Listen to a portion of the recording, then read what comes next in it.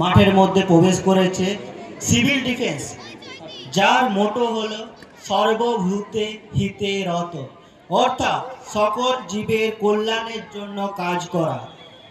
Civil defence যা শুরুটা হয়েছিল 1941 সালের দ্বিতীয় বিশ্বযুদ্ধের প্রাক্কালে। বিভিন্ন যুদ্ধের সময় সৈন্যবাহিনীকে সাহায্য করার থেকে শুরু করে প্রাকৃতিক বিপর্যয়ে সাধারণ মানুষকে উদ্ধার করা দেশের ইতিহাসে এক অভূতপূর্ব নজির সৃষ্টি করেছে। সম্প্রতি ঘটে যাওয়া অপারেশন সিন্দুরের সময় সৈন্যবাহিনীর নির্দেশ মতো সাইরেন ও ব্ল্যাকআউট পদ্ধতির মাধ্যমে বহু সাধারণ মানুষকে যুদ্ধের ভয়াবহতা থেকে নিরাপদে থাকতে সাহায্য করেছে। বিভিন্ন প্রাকৃতিক বিপর্যয়ে সাধারণ মানুষকে কিভাবে সচেতন করা যায় ও দ্রুত উদ্ধার কাজ করা যায় তার কিছু নমুনা সিভিল ডিফেন্স বাহিনী আপনাদের সামনে প্রদর্শন করছে। প্রাকৃতিক বিপর্যয়ের মধ্যে ভয়াবহতা নিরিখে ভূমিকম্প সর্বপ্রথম। এটি কোনরূপ আগাম সতর্কতা দিয়ে আসে না। এতে বাড়িঘর যেমন ধসে গিয়ে প্রচুর জীবনহানি ঘটে। ভূমিকম্প শুরু হওয়ার সাথে সাথে যত দ্রুত সম্ভব বাইরে বেরিয়ে আসতে হবে।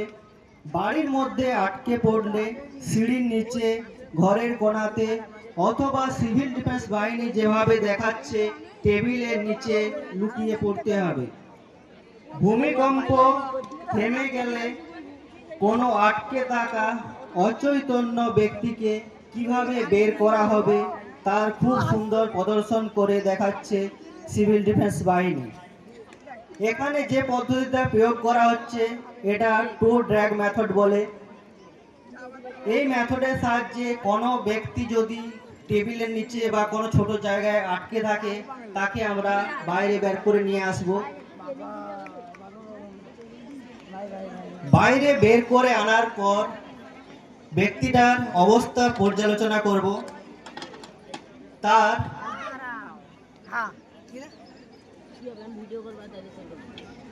তার পালস চেক করা হবে। পালস পাওয়া না যাওয়ায় সিভিল ডিফেন্স তৈরি হচ্ছে সিপিআর দেওয়ার জন্য। সাময়িকভাবে হার্টবিট বন্ধ হয়ে গেলে এই পদ্ধতি প্রয়োগ করা হয়, যে পদ্ধতিতে হৃৎপিণ্ডের প্রেসার প্রয়োগ করা হয়, 30 বার কম্প্রেশন দেওয়া হয়, তার সাথে 2 বার মুখে অক্সিজেন দেওয়া হয়। এখানে দেখা যাচ্ছে যে মাস্কের মধ্য দিয়ে অক্সিজেন দিচ্ছে যাতে করে কোনো জীবাণু মুখের ভিতর প্রবেশ করতে না পারে। এইভাবে বারবার কম্প্রেশন দেওয়ার ফলে তারপর চেক করে দেখা হচ্ছে তার জ্ঞান ফিরেছে কিনা। যদি জ্ঞান ফিরে যায় তাহলে সিভিল ডিফেন্স দেখাচ্ছে ওই জ্ঞান ফিরে যাওয়া ব্যক্তিকে ওখান থেকে অ্যাম্বুলেন্সে কিভাবে তোলা হবে সেই পদ্ধতি। একে ফায়ারম্যান লিফট বলা হচ্ছে। এই ফায়ারম্যান লিফটের সাহায্যে ওখান থেকে তুলে অ্যাম্বুলেন্সে নিয়ে যাওয়া হচ্ছে। বঙ্গোপসাগরের তীরে অবস্থানের জন্য পূর্ব মেদিনীপুর ঘূর্ণিঝড় প্রবণ জেলা। ঘূর্ণিঝড় আসার আগে কিছু সতর্কতা অবলম্বন করলে জীবনহানি ও সম্পত্তির ক্ষয়ক্ষতি কমানো যায়। যেমন গাছের শুকনো ডাল কেটে ফেলা, রাস্তায় লাগানো থাকা হোর্ডিং সরিয়ে ফেলা ইত্যাদি। ঘূর্ণিঝড় চলাকালীন কোনরূপ উদ্ধার কার্য না চালানোই উচিত। ঘূর্ণিঝড়ের পরে গাছপালা উপড়ে পড়ে যায়, তাতে রাস্তাঘাট ব্লক হয়ে থাকে এবং অনেক মানুষ আহত হয়। এখানে সিভিল ডিফেন্স বাহিনী বিভিন্ন পদ্ধতিতে মানুষকে কিভাবে উদ্ধার করে সেটা যেমন দেখানো হচ্ছে, তেমনি বুলেট চেন সহ দিয়ে ওই যে গাছের অংশগুলো যেগুলো পড়ে আছে রাস্তাতে সেইগুলো কেটে সরিয়ে দেওয়া হচ্ছে। এখানে দেখা যাচ্ছে যে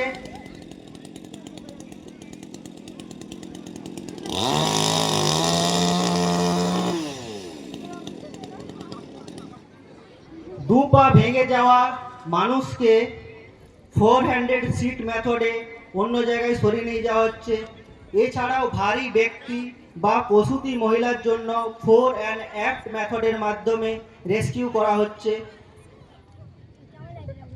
অন্যদিকে গাছের ডাল পড়ে মানুষের মাথায় যে চোট লেগেছে তার একটা প্রাথমিক চিকিৎসা দেখানো হচ্ছে।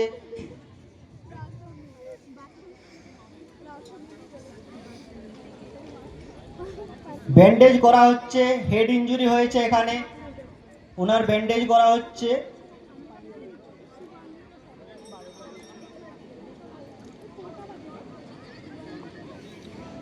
এরপর ওনাকে তুলে নিয়ে অ্যাম্বুলেন্সে প্রাথমিক স্বাস্থ্যকেন্দ্রে নিয়ে যাওয়া হবে। এছাড়াও বিভিন্ন সময়ে বজ্রপাতের ফলে মানুষের প্রাণহানি ঘটে।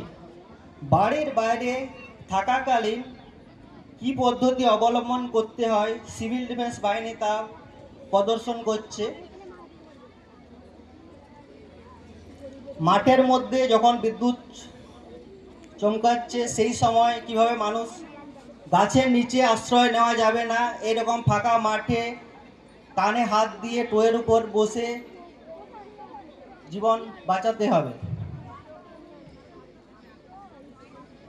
অতিরিক্ত বৃষ্টিপাতের ফলে এগরা সাব ডিভিশনে হামেশাই বন্যার পরিস্থিতি তৈরি হয়। সেই সময় শুকনো খাবার, প্রয়োজনীয় ওষুধপত্র মজুত রাখা প্রয়োজন। উদ্ধারকারী দল না আসা পর্যন্ত বিপদগ্রস্ত মানুষজন এই সব পদ্ধতিতে জলের মধ্যে ভেসে থাকতে পারে। পদ্ধতি দেখানো হচ্ছে, সিভিল ডিফেন্স বাহিনী আমাদের দেখাচ্ছে যে বাড়িতে বোতল বা মুড়ির টিন এইসব যদি থাকে এইগুলোর মাধ্যমে আমরা যেমন নৌকো টাইপের একটা বানিয়ে নিতে পারি। সেই রকম মানুষ এরকম বোতল শরীরের সাথে বেঁধে থাকতে পারে যতক্ষণ পর্যন্ত না উদ্ধারকারী দল তাদের উদ্ধার করছে, এইভাবে তারা ভেসে থাকতে পারে। এছাড়াও লাইফ জ্যাকেট পরেও মানুষ প্রাণ বাঁচাতে পারে।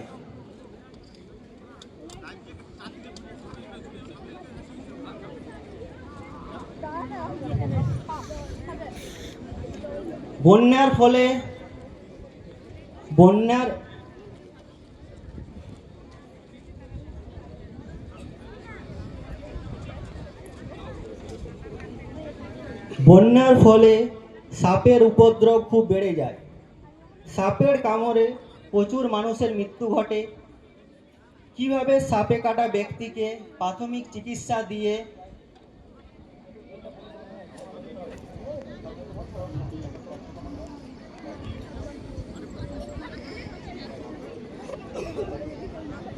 এখানে যেটা দেখানো হচ্ছে যে টাইট করে বাঁধা যাবে না, একটা স্প্রিন্ট দিয়ে দিতে হবে। যে জায়গায় সাপে কামড়েছে সেখানে স্প্রিন্ট দিয়ে ওই জায়গাটা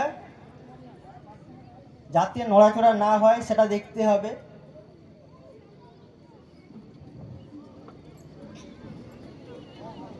এরপর তাকে উদ্ধার করে নিকটবর্তী স্বাস্থ্যকেন্দ্রে নিয়ে গিয়ে অ্যান্টিভেনাম ইঞ্জেকশন দিতে হবে। বিভিন্ন ঘটনাকে সুন্দরভাবে উপস্থাপিত করার জন্য সিভিল ডিফেন্স বাহিনীকে অসংখ্য ধন্যবাদ জানাই। জয় হিন্দ, ভারত মাতা কি। ধন্যবাদ আমাদের সিভিল